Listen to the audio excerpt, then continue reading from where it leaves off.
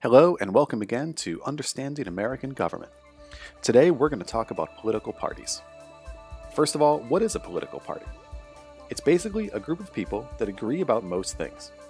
This means voters, elected politicians, and people who are running for office, and that they agree on issues like how the government should spend its money, how the country should act in international issues, and social issues like gay marriage, women's rights, and gun legislation. Now, America is pretty rare in the world in that we have a two-party system.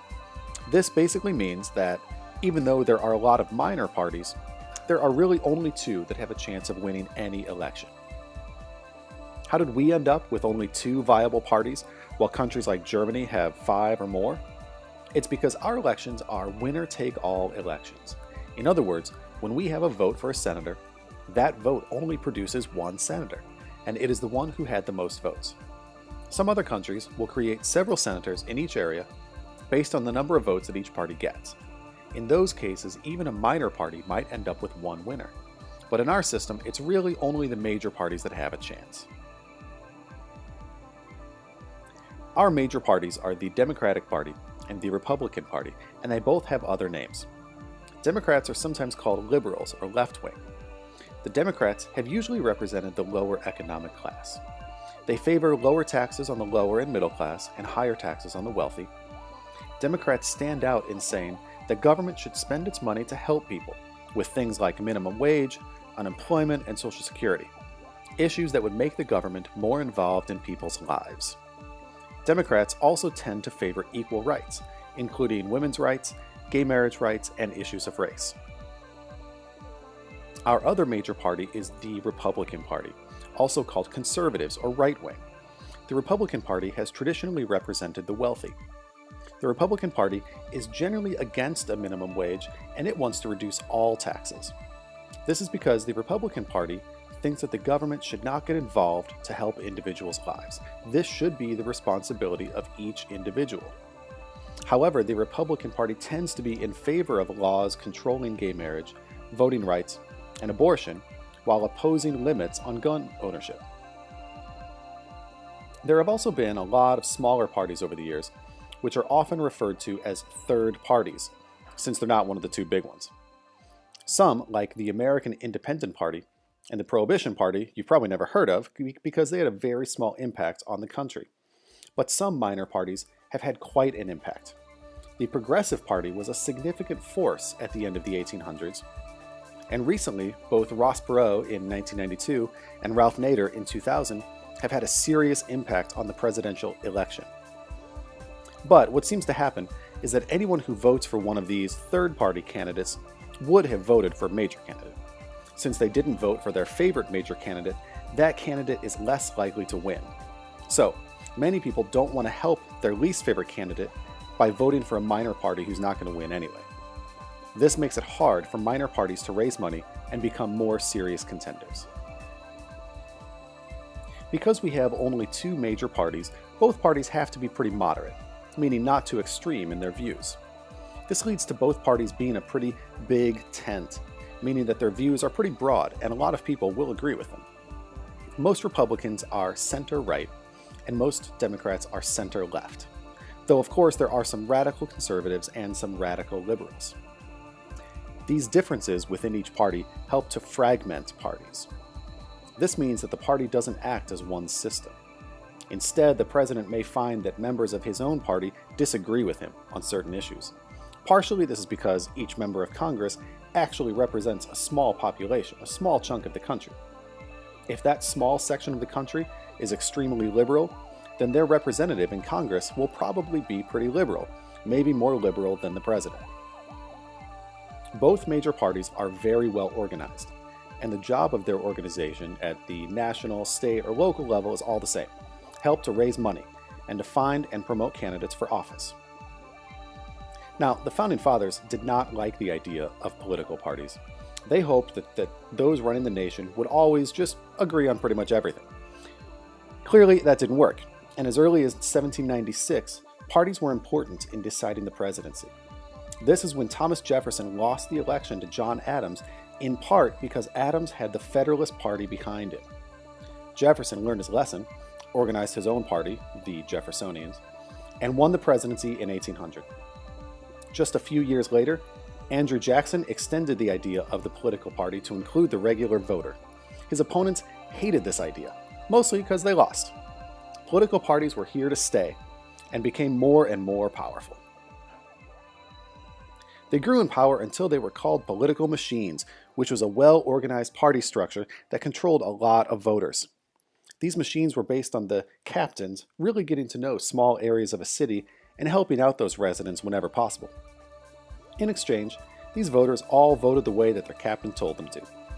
These captains were able to give the voters low-level jobs, financial aid, even food and clothing when they needed it. They would approach a business owner and demand whatever they needed, like sweaters or cans of soup. If the business owner didn't give up what the political machine was asking for, the politician would threaten to raise their taxes. It was a corrupt system, but it helped out a lot of poor immigrants in cities.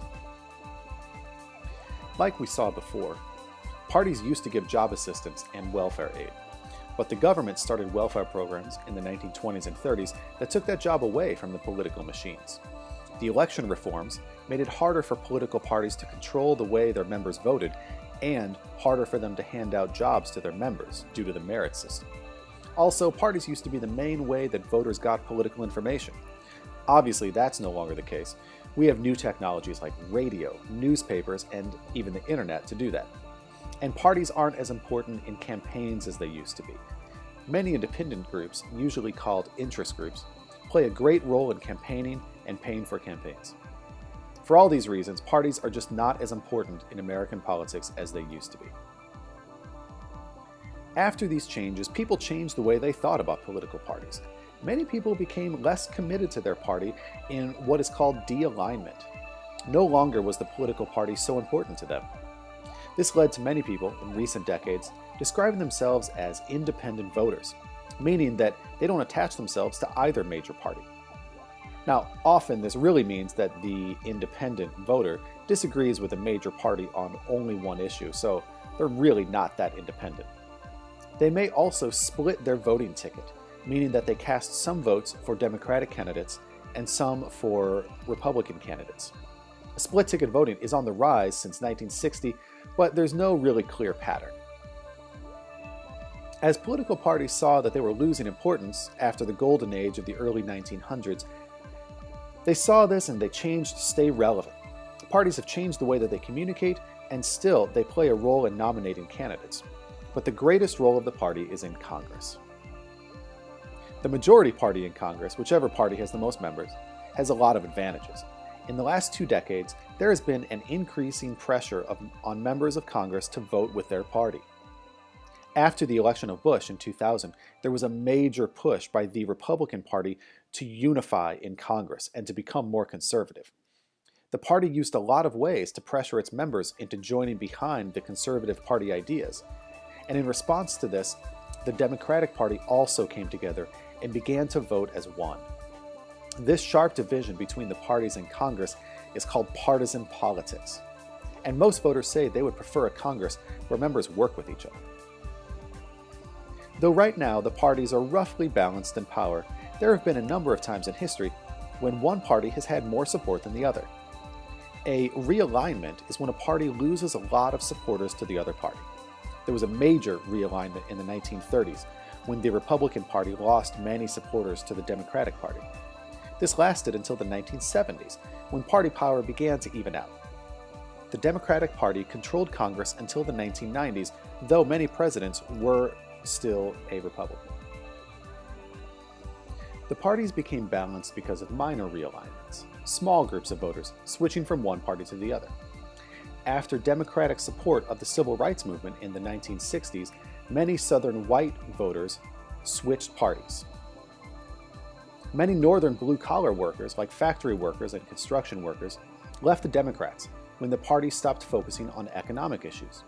Many white-collar professionals, like teachers, lawyers, and doctors, left the Republican Party because of its intolerant ideas on civil rights, women's rights, and the environment.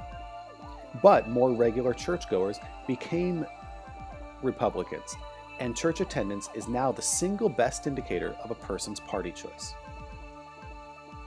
All of these factors contribute to party identification, how much an individual connects with a party. About 2/3 of all people do identify themselves as either a Democrat or a Republican, for a number of reasons. The most important factor in how we choose our party is the party that our parents identified with. But our party decisions are complex. For a long time, men and women voted the same way. But today, there's a gender gap, and most single women and women who work tend to vote Democratic, while others vote right-wing. Race is a factor, and most racial minorities tend to be Democrats, but there are a lot of exceptions. Like we said earlier about wealth differences, most lower and middle class people tend to be Democratic, while most wealthy people tend to be Republican. But education and job choice are also both factors. In some cases, geography is a factor, and in all cases, urban areas tend to vote left-wing and rural areas tend to vote right-wing. Can a person's party choice change? Yes, but not really. A person's party is greatly influenced by what the world was like when they first started to pay attention to politics. But their party alignment might change as the country changes, or as they themselves change throughout life. That's it for political parties. Good luck on the quiz.